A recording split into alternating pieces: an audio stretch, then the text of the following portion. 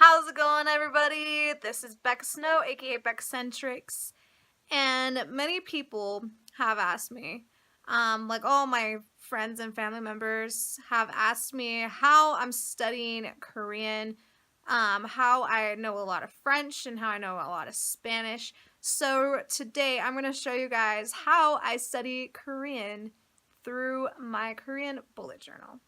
So here is my Korean bullet journal. I started this back in July, so it's almost been a year since I started teaching myself. So I'm going to open it up. This is the cover. That's like the Korean national flower. I forgot what it's called. Anyway, so this is like how it was originally. Like I had my Korean goals, my year 2018, my weekly, and my daily goals. And then I make charts by the month, and I color code it according to my focus for the day. And then I keep track of how many days in the week I actually studied. So I flipped all the way to my Korean 2019 goals, since that's this year. So for like my year goals, I want to be able to watch K-drama without subtitles, have better pronunciation, be able to converse with native Koreans. I'm going to have to do that since I'm going to move there in like 3 months. I want to be able to write songs in Hangul. Hangul is the Korean alphabet. And then I want to be able to read Korean without romanization. I will explain more about that in a minute. So for my weekly goals is everyday practice. I'm really bad about staying consistent with that, except for listening to music. 2 days of vocabulary, 2 days of grammar, 2 days of writing, 1 day of speaking. My daily goal is 10-minute practice and daily culture exposure. And then I have my months here. I've not been super diligent, but I'm going to change that starting now. Since I'm going to move there, I need to be diligent about it.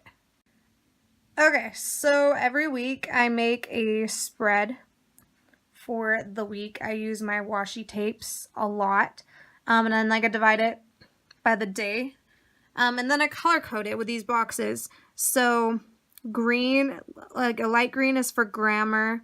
Pink is for listening to music, so that's like my daily culture exposure or listening to native speaking. Brown is my writing. And then purple is my speaking, and red is my vocab. So I'm going to show you a little bit of what each one looks like what each specific study looks like. So this is my Korean grammar book that I study out of. I'm supposed to study out of it twice a week. Like I said, I haven't been diligent about it, but I'm going to be doing that for my study today.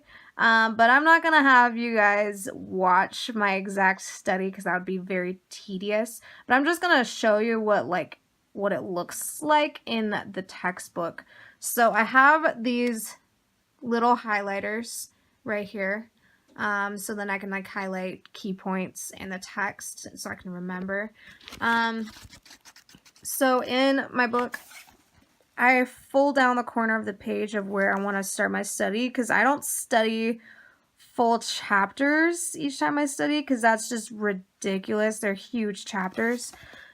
But yeah, like previously I studied about particles, and then like I highlighted key points.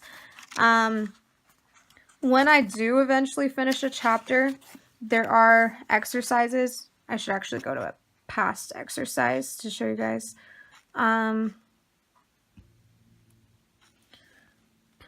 So yeah, they have exercises for each part of the chapter so that I can like test myself and really practice.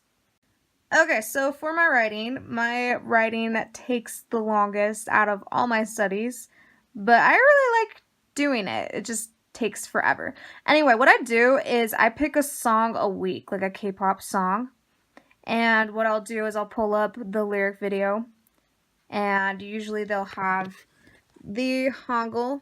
They'll also have a romanization, but I'm trying to stop reading the romanization.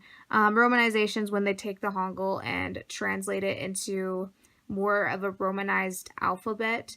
It makes it easier to read the Hangul when you're starting out, but since I'm trying to stray from that, I just go from the Hangul to the English translation. And like I said, it takes forever because I have to keep pausing the video to write in Hangul, and Hangul takes me a little bit longer to write than English, obviously, because it's a different alphabet. But the nice thing about Hangul that's different from, let's say, like kanji and like other Asian alphabets, because I tried teaching myself Japanese and there's like 3 alphabets. In Korean, the Korean alphabet, there's only 24 characters instead of like hundreds. So that makes it nice. It's pretty easy to learn. It's just hard to pronounce the vowels.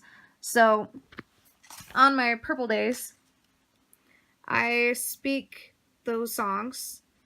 Like maybe not the whole thing because it takes forever, or I'll just sing them, but it will like help me with the pronunciation.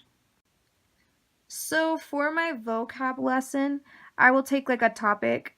So like here I did animals, and I'll go on Pinterest. I have a Pinterest board for my Korean study, and I will like look up like Korean vocab for animals. And then I will like do the Hangul, the romanization, and the translation. Pretty easy. So for my advice for anybody studying Korean or studying like another language, doesn't matter which, what I highly recommend is that you grab a bullet journal and come up with a system that works for you. So me keeping track by the months and setting goals and color coding really helps, especially the color coding. Like it makes me really excited to color a box on my monthly chart and my daily. Since I am a visual learner and I'm an artist and I love color coding, I color code everything, even like my books and my movie collection and my closet. So that works for me. What I highly recommend is that you're basically hitting the 4 basic elements of studying another language, which is reading, writing, speaking, and listening. Those are like the most important things. And I would think that like listening is probably the most important part. You can hear the patterns in the language that way. You can hear the pronunciation. You can like hear like how people talk, like colloquial slang that way. So I highly recommend that you like listen to music in that target language or watch stuff in that language. It helps a lot. I also recommend that you cater your study to how you learn best. So if you learn best through like listening to music or through reading and writing and I don't know, reading webtoons in the language, like reading a book in the language, like it doesn't matter. You gotta cater it to you because you know how you learn best. Thank you for watching my video. Please click over here to watch my other videos and make sure to leave a like. Don't forget to subscribe and ring that bell. And I will see you in the next video. Bye!